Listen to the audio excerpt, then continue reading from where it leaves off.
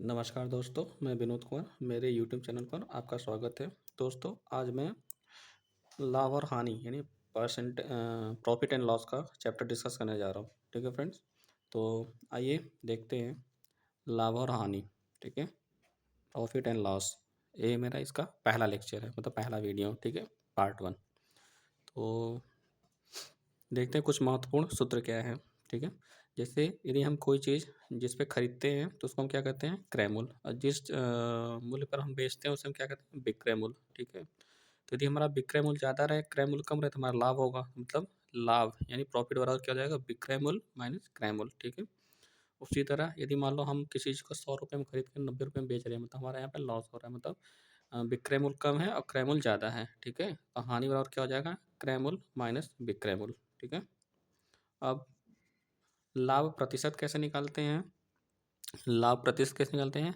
लाभ अपान क्रय मूल्य, ठीक है, गुणे 100। तो क्या हो जाएगा, लाभ प्रतिशत यानी प्रॉफिट परसेंटेज क्या हो जाएगा, लाभ अपान क्रय मूल्य गुणे 100। और उसी तरह यदि हानि कैसे निकालते हैं? लॉस यानी हानि बटे क्रय मूल्य अपान हानि अपान क्रय मूल्य गुणे 100। ठीक है, अब यदि हमको क्रय मूल्य और विक्रय मूल्य, ठीक है, इसमें एक रिलेशन होता है।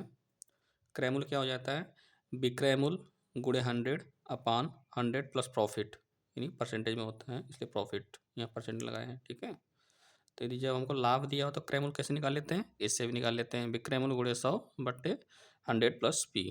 ठीक, यानी प्रॉफिट। और मान लो यदि हमें लॉस दिया हो तब कैसे क्रय मूल्य निकालते हैं, क्रय मूल्य बराबर विक्रय मूल्य गुणे 100 अपान 100 माइनस एल। एल मतलब यहाँ पे लॉस को दिखाता है। ठीक, चूंकि यहाँ पी था तो प्रॉफिट था, और यहाँ एल है मतलब लॉस है, तो इसलिए यहाँ पे माइनस हो जाएगा। ठीक है, और यहाँ प्रॉफिट था इसलिए यहाँ पे प्लस हो जाएगा। ठीक है फ्रेंड्स, आइए कुछ और फॉर्मूला देख लेते हैं। ठीक, मान लो बट्टा क्या होता है, यानी डिस्काउंट। डिस्काउंट क्या होता है, यदि जो हमारा मार्कअप प्राइस होता है, अंकित मूल्य, ठीक है, उसमें से यदि हम विक्रय मूल्य को घटा दें तो हमारा वो क्या होता है, बट्टा होता है, डिस्काउंट होता है। तो डिस्काउंट परसेंट कितना हो जाएगा, डी। डी मतलब बट्टा अपन अंकित मूल्य गुणे 100। ठीक है, अब एक होता है अंकित मूल्य विक्रय मूल्य, अंकित मूल्य विक्रय मूल्य व बट्टा में संबंध। ठीक है, इस टाइप के सवाल ज़्यादातर पूछे जाते हैं हमारे एग्जाम में, वनडे एग्जाम में, जैसे एसएससी रेलवे में। ठीक है, तो देख लेते हैं इसमें रिलेशन क्या होता है। विक्रय मूल्य बराबर अंकित मूल्य गुणे 100 माइनस डिस्काउंट अपान 100। ठीक, और विक्रय मूल्य यदि हम क्रय मूल्य में कैसे निकाल लेते हैं, जो हमने यहाँ देख रखा था एक, यहाँ क्रय मूल्य बराबर विक्रय मूल्य गुणे 100 अपान इतना 100 प्लस पी ना। तो यहाँ से हमें विक्रय मूल्य निकाला तो क्या हो जाएगा, क्रय मूल्य गुणे 100 प्लस पी अपान 100। ठीक है, तो ये मैंने यहाँ लिख रखा है, विक्रय मूल्य बराबर क्रय मूल्य गुणे 100 प्लस पी अपान 100। ठीक है, और हम देख रहे हैं कि ये भी विक्रय मूल्य है, ये भी विक्रय मूल्य है। ठीक है, इसका मतलब कि ये दोनों आपस में क्या बराबर होंगे। जब इन दोनों को हम आपस में बराबर करेंगे तो क्या हो जाएगा, 100 से कट जाएगा, और अंकित मूल्य बटे क्रय मूल्य बराबर 100 प्लस पी अपान 100 माइनस डी, मतलब डी मतलब डिस्काउंट। ठीक है, तो हमारे एक सूत्र निकल के आ जाता है कि अंकित मूल्य अपान क्रय मूल्य बराबर 100 प्लस मतलब प्रॉफिट अपान 100 माइनस डिस्काउंट। ठीक है, इसमें क्या होता है, कोई 3 दिया होता है, जैसे हमें अंकित मूल्य क्रय मूल्य दिया हो, ठीक है, प्रॉफिट दे रखा हो, डिस्काउंट पूछे तो निकाल लेंगे, या प्रॉफिट डिस्काउंट और अंकित मूल्य या क्रय मूल्य निकाल सकते हैं। ठीक है, तो इसी को हमने शॉर्ट फॉर्म में क्या लिख दिया, अंकित मतलब मार्कअप प्राइस एम पी अपान क्रय मतलब कॉस्ट प्राइस मतलब सी पी बराबर एम पी अपान सी पी बराबर 100 प्लस पी अपान 100 माइनस डी। ठीक है, तो आइए देखते हैं अब इस पे आधारित प्रॉफिट एंड लॉस पे बेस्ड कैसा सवाल पूछे जाते हैं हमारे एग्जाम में। ठीक है, तो पहले हम एकदम आसान सवाल से शुरुआत करते हैं। जैसे कह रहा है कि एक व्यक्ति किसी वस्तु को 100 रुपये में खरीद कर उस वस्तु को 125 रुपये में बेच देता है, तो उस वस्तु का मतलब उस व्यक्ति का लाभ प्रतिशत ज्ञात करें। ठीक है, जैसे एक प्रश्न में दे रखा है, क्या है हमारा क्रय मूल्य, मतलब 100 रुपये में खरीद रहा है। ठीक है, तो हमारा सीपी कितना हो जाएगा, 100, और उस वस्तु कितने 125 रुपये में बेच रहा है, मतलब हमारा विक्रय मूल्य भी दे रखा है 125 रुपये। तो क्या हो जाएगा, सी पी 100 एस पी 125। ठीक है। तो लाभ कैसे निकालते हैं, S P minus C P करते हैं, तो 125 माइनस 100 मतलब 25, ठीक है। तो लाभ प्रतिशत कैसे निकल जाएगा, 25 अपन मतलब लाभ बटा क्रय मूल्य होता है, तो लाभ हमारा 25 है, क्रय मूल्य हमारा 100 है, तो 25/100 गुणे 100, ठीक है। ये 100 से कट जाएगा, कितना हो जाएगा 25, तो हमारा लाभ मतलब प्रॉफिट परसेंट कितना हो जाएगा 25%, ठीक है। तो इसका हमारा कौन सा आंसर हो जाएगा, सी ऑप्शन, ठीक है फ्रेंड्स। आइए एक और सवाल देखते हैं। रम, रमेश एक वस्तु को 200 रुपये में खरीदता है और उसे 175 रुपये में बेचता है, तो रमेश को कितने प्रतिशत की हानि हुई। अब देख रहे हैं कि हमारा क्रय मूल्य कितना है 200 रुपये, ठीक है, और उसको हम बेच कितने में रहे हैं 175, इसका मतलब कि हमें सीधा सीधा दिख रहा है कि लॉस हो रहा है, यानी हानि हो रही है। अब हानि प्रतिशत पूछ रहा है तो कैसे निकालेंगे, सी पी 200 रुपये, एस पी 175 रुपये, हानि क्या हो जाएगा, C P minus S P मतलब 200 माइनस 175 बराबर कितना होगा 25 के, ठीक है। तो हानि परसेंट कैसे निकालते हैं, हानि अपान क्रय मूल्य, तो हानि कितना था हमारा 25/200 गुणे 100, ठीक है। 2 0 से कट जाएगा, 25/2, 25/2 मतलब 12.5%, ठीक है। तो इसका हमारा कौन सा आंसर हो जाएगा, बी ऑप्शन, ठीक है फ्रेंड्स। आइए कुछ और सवाल देखते हैं।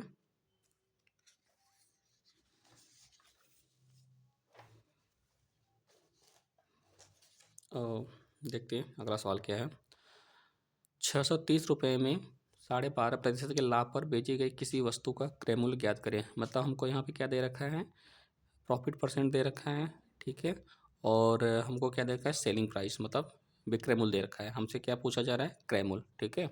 तो सबसे पहले हम इसको जो प्रॉफिट परसेंट है उसको हम रेशियो में बदल लेते हैं, तो 12.5%, जैसा कि हमने अपने परसेंटेज के चैप्टर में देख रखा था, 12.5% को हम क्या लिख सकते हैं 1/8, ठीक है।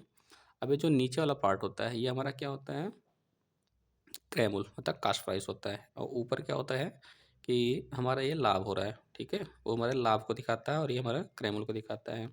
तो विक्रय मूल्य कैसे निकालते हैं, क्रय मूल्य प्लस लाभ बराबर विक्रय मूल्य हो जाता है, ठीक है।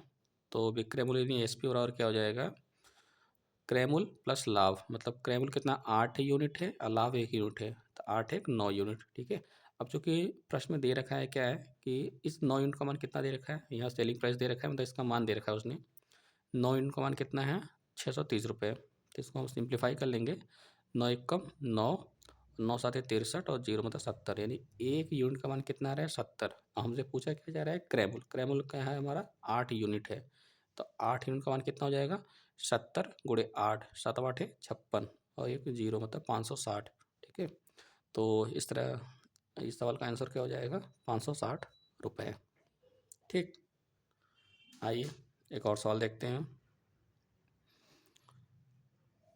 1470 रुपये में 16 से 2/3% के लाभ पर बेची गई किसी वस्तु का क्रय मूल्य ज्ञात करो, ठीक है। तो मतलब उसी तरह का सवाल है, बस फ्रैक्शन का मान यहाँ चेंज हुआ है, मतलब परसेंटेज चेंज है, ठीक है। तो क्या हो जाएगा 16 से 2/3%, ये कितना होता है 1/6, ठीक है। अब चूंकि ये सब प्रतिशत जो मैंने रेशियो शुरू में पढ़ा रखा था पहले लेक्चर में, अब उन सब का देखो यूज हो रहा है, इसलिए मैंने वहाँ पे सब बता दिया था। जितना हम मतलब इन सबको याद रखेंगे उतना हमें सवाल को करने में आसानी होगी और हमारा सवाल जल्दी से जल्दी सॉल्व हो जाएगा, ठीक है।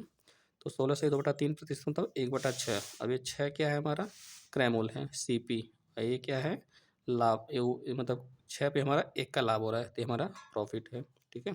तो विक्रय मूल्य क्या हो जाएगा, क्रय मूल्य प्लस लाभ, ठीक है, यानी 6 और 1 कितना हो जाएगा 7, ठीक है। अभी हमारा विक्रय मूल्य 7 यूनिट मिल गया, और इस 7 यूनिट का मान कितना हमें सवाल में दे रखा है 1470 रुपये, ठीक है। तो जैसे कि प्रश्न में दिया गया है 7 यूनिट का मान कितना है 1470 रुपये, तो 7 एकम 7, 7 दूना 14, 7 एकम 7 और 0 मतलब 1 यूनिट का मान कितना हो गया 210 रुपये। तो 6 यूनिट का मान कितना हो जाएगा, चूँकि हमारा सी पी क्या है यहाँ पे 6 है, तो 6 यूनिट का मान कितना हो जाएगा 210 गुणे 6 मतलब 0, 6 एकम 6, 6 दूना 12 मतलब 1260 रुपये, ठीक है। तो इस तरह इस सवाल का हमारा कौन सा आंसर हो जाएगा, सी ऑप्शन, ठीक है फ्रेंड्स। आइए कुछ और सवाल देखते हैं। ये थोड़ा कुछ उससे डिफरेंट सवाल है, ठीक है, जैसे कभी कभी हमसे एग्जाम में पूछ देते हैं, और इस तरह का सवाल हमसे कल वही यूपी पीसीएस प्री के सी सेट में भी पूछा गया है, ठीक है। तो देखते हैं, 16 वस्तुओं का क्रय मूल्य 14 वस्तुओं के विक्रय मूल्य के बराबर है, तो लाभ प्रतिशत या हानि प्रतिशत ज्ञात करो। ठीक है, जैसा कि प्रश्न में दे रखा है, क्या हो रहा है, 16 वस्तुओं का क्रय मूल्य मतलब 16 CP बराबर 14 वस्तुओं के विक्रय मतलब 14 SP आपस में क्या है, बराबर है। तो 16 CP बराबर 14 SP। ठीक है, तो हम क्या करेंगे, इधर CP को CP, ये SP को इधर लाएंगे, तो CP अपॉन SP कितना हो जाएगा, ये हमारा 16 इधर जाएगा तो 14/16 हो जाएगा, तो CP अपॉन SP कितना हो जाएगा, 14/16। इसको हम सिंप्लीफाई कर लेंगे तो 2 7 14, 2 8 16, मतलब CP अपॉन SP का मान कितना हो गया, 7/8। ठीक है, यानी हम कोई चीज़ 7 रुपये में खरीद कर उसको 8 रुपये में बेच रहे हैं, मतलब हमारा लाभ कितना हो रहा है, 1 का। ठीक है, अब कितने पे हो रहा है, 7 पे, तो हमारा लाभ प्रतिशत क्या हो जाएगा, 1/7 गुणे, मतलब 1/100, 1/7 गुणे 100। ठीक है, इसको हम कैसे सिंप्लीफाई करें, कितना मिल जाता है, 14/2/7%। ठीक है, तो इस तरह से हमारा कौन सा आंसर हो जाएगा, C ऑप्शन। ठीक है, अब 40 संतरों का क्रय मूल्य यानी CP 30 संतरों के विक्रय मूल्य यानी SP के बराबर है, तो लाभ प्रतिशत ज्ञात कीजिए। क्योंकि ये सवाल कल UPPCS CSAT में आया था। ठीक है, UPPCS 2024 CSAT में पूछा गया है। ठीक है, तो क्या कह रहे हैं, 40 संतरों का क्रय मूल्य 30 संतरों के विक्रय मूल्य के बराबर है। ठीक है, तो 40 CP बराबर 30 SP के, तो CP SP की इधर लाइन किया जाएगा, CP अपॉन SP बराबर 30/40 कितना हो जाएगा, ये 0 0 से कटेगा, 3/4। ठीक है, तो CP अपॉन SP क्या हो जाएगा, 3/4। इसका मतलब हम कोई चीज़ 3 में खरीद रहे हैं, उसको 4 में बेच रहे हैं, मतलब हमें 1 का फ़ायदा हो रहा है, और इस 1 का फ़ायदा कितने हो रहा है, 3 पे, क्योंकि हमारा तो कॉस्ट प्राइस 3 है, तो 1/3 गुणे 100। ठीक है, कितना हो जाएगा, 33.33%। ठीक है, तो हमारा लाभ प्रतिशत कितना हो जाएगा, 33 से ही 3 मतलब D ऑप्शन। ठीक है फ्रेंड्स,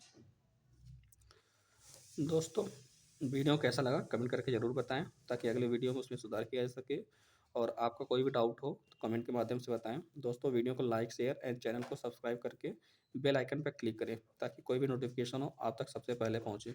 धन्यवाद।